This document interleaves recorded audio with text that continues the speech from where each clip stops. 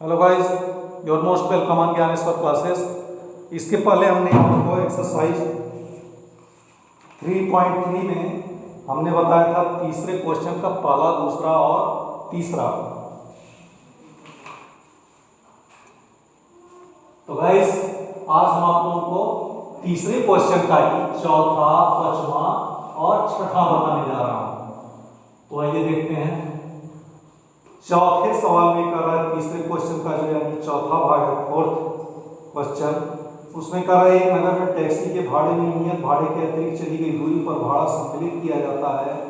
10 kilometre दूरी के लिए भाड़ा ₹105 है तथा 15 किलोमीटर के लिए भाड़ा ₹155 है। नियत भाड़ा तथा प्रति किलोमीटर भाड़ा क्या है?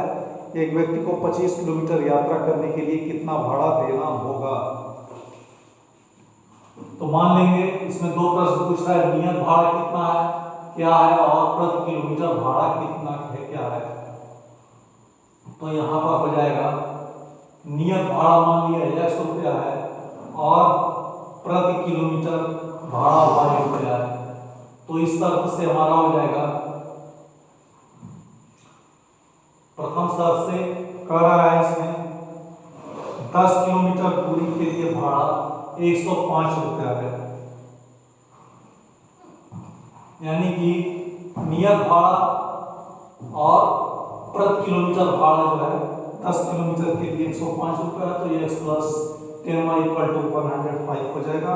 और 15 किलोमीटर के लिए नियत भाड़ा 155 रुपया बता रहा है। तो x प्लस 15y = 155, ये सेकंड कंडीशन हो जाएगा। इस तरह से हमें दो समीकरण यानी कि दो इक्वेशन प्राप्त हुए। तो ये हो जाएगा प्राप्त इक्वेशन नंबर 1। तो इक्वेशन नंबर 1 में हम क्या करेंगे, x प्लस 10y, ये हो गया हमारा 105 है, यहाँ से हम ले लेंगे और यहाँ से हम x की वैल्यू डिराइव कर लेंगे। तो ये हो जाएगा x = 105 - 10y। तो गाइस ये हो गया हमारी x की वैल्यू। अब हम क्या करेंगे, इक्वेशन 2 यहाँ लिख करके इसमें x की वैल्यू पुटअप कर देंगे। तो x की वैल्यू हो जाएगी 105 - 10y + 15y = 155। 15 - 10y करेंगे, 50y - 10y, तो ये जाएगा 5y = 155 - 105। तो ये हो जाएगा 5y = 50y = 50/5। तो इस तरह से ये y की वैल्यू आ गई 10 रुपीज, यानी कि प्रति किलोमीटर भाड़ा हमारा निकल गया 10 रुपया है। अब निकालेंगे put the value of y यानी इक्वेशन नंबर 1। इससे हमको x की वैल्यू मिल जाएगी। तो गाइस x की वैल्यू पाने के लिए हम इक्वेशन नंबर 1 लिखेंगे, x + 10y = 105। तो यहाँ पर हम देखते हैं x + 10 × 10 = 105। तो x हो जाएगा 105 - 100 और ये घटाएंगे तो हमारा 5 रुपये जाएगा। अब क्या कर रहा है कि 25 किलोमीटर यात्रा करने के लिए कितना भाड़ा देना होगा। तो 25 किलोमीटर यात्रा के लिए हम निकाल लेंगे, इसको कर देंगे x + 25y और इससे हमारा भाड़ा निकल जाएगा। x की वैल्यू 5 रखेंगे प्लस 25, y की जगह पर 10 रखेंगे। तो 5 + 250 करके ये हो जाएगा हमारा 255 रुपीज, यानी 255 रुपये।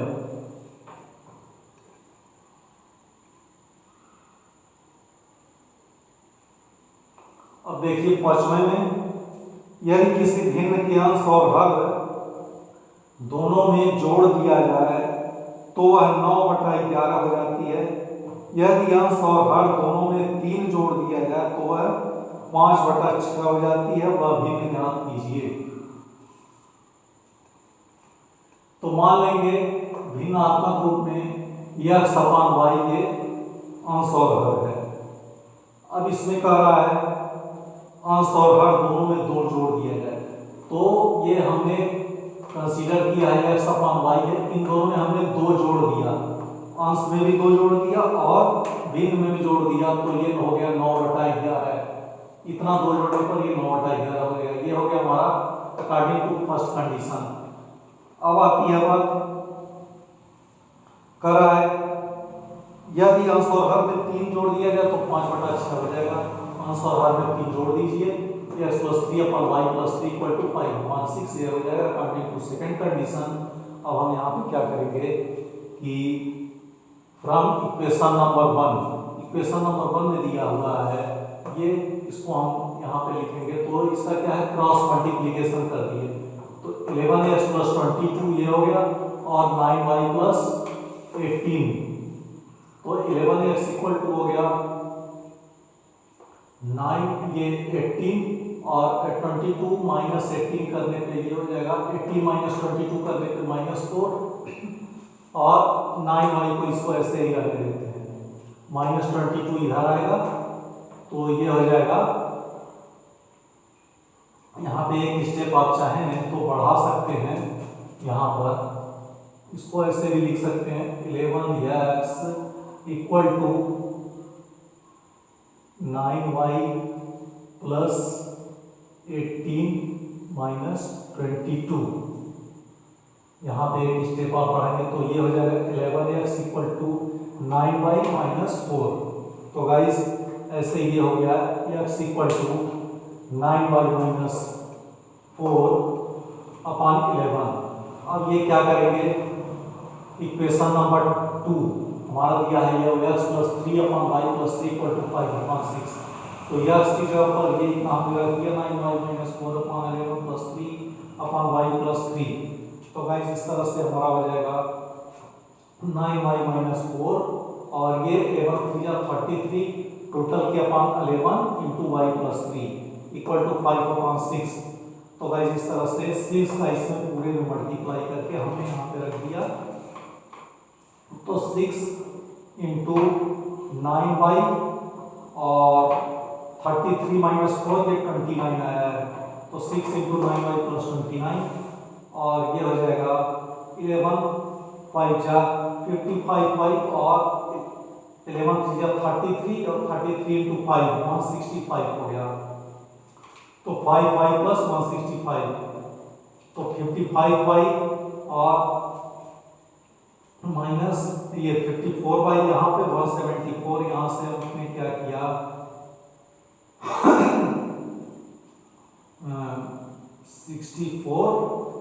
54y और 6 × ये 29 174 ये आ गया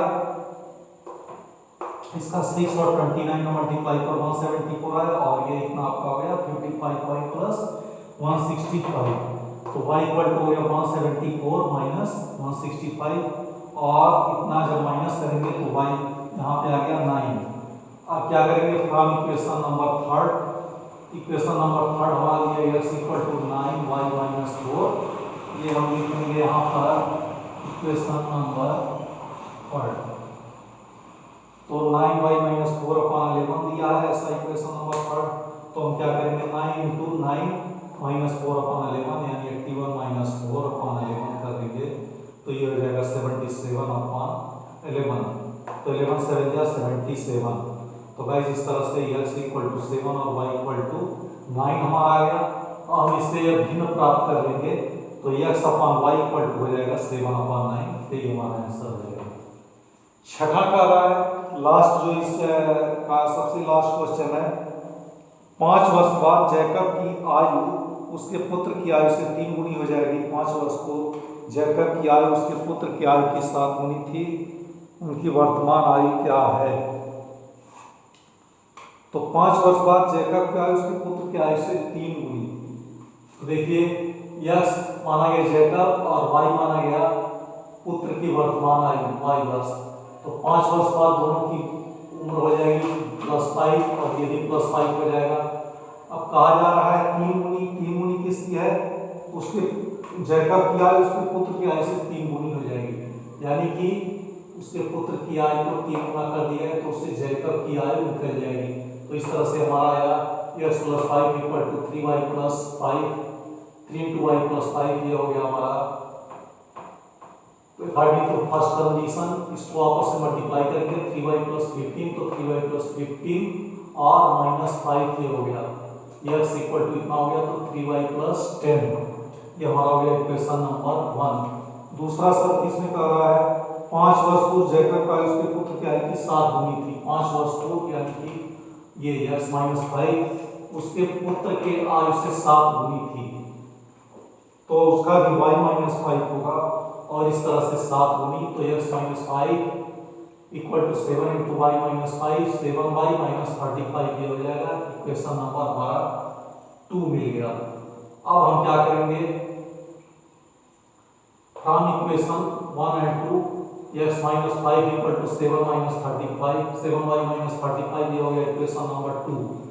अब यहाँ पे देखिए x की वैल्यू हमको मिली है 3y प्लस 10 इक्वेशन नंबर 1 में, तो इस इक्वेशन नंबर 1 यानी x की वैल्यू हम क्या करेंगे, इक्वेशन नंबर 2 में रख देंगे, तो x की जगह पर 3y प्लस 10 और माइनस 5 ये हो जाएगा इक्वल टू 7y माइनस 35, तो 3y प्लस 10 माइनस 5 हो जाएगा 7y माइनस 35, तो 7y माइनस 35 ये हो जाएगा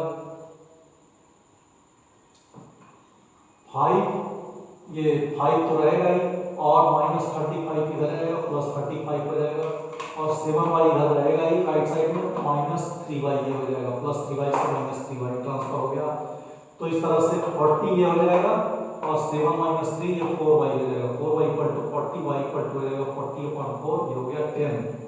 अब इस तरह से हम देखते हैं इक्वेशन नंबर 1 है x equal to 3y plus 10, तो यहाँ लिख लेंगे x equal to 3 into 10 plus 10, तो 30 प्लस 10 हो जाएगा, x इक्वल टू हो गया 40, यानी कि x बराबर 40 y बराबर 10, तो जैकब की वर्तमान आयु हो जाएगी 40 वर्ष और उसके बेटे की आयु हो जाएगी 10 वर्ष।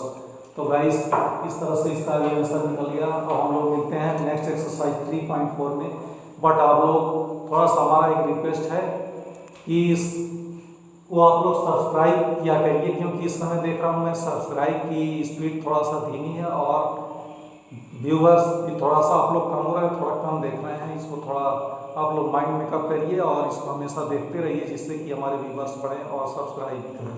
कम से कम ब्रदर आप लोग गाइस सब्सक्राइब तो जरूर कर दिया करो, जिससे कि आगे और लोगों को भी इसका लाभ मिले, लोगों के नॉलेज में आवे और लोगों के बीच में शेयर भी करो, जिससे व्यूवर्स हमारे बढ़ेंगे। तो गाइस मिलते हैं फिर नेक्स्ट एपिसोड में एक्सरसाइज 3.4 के साथ।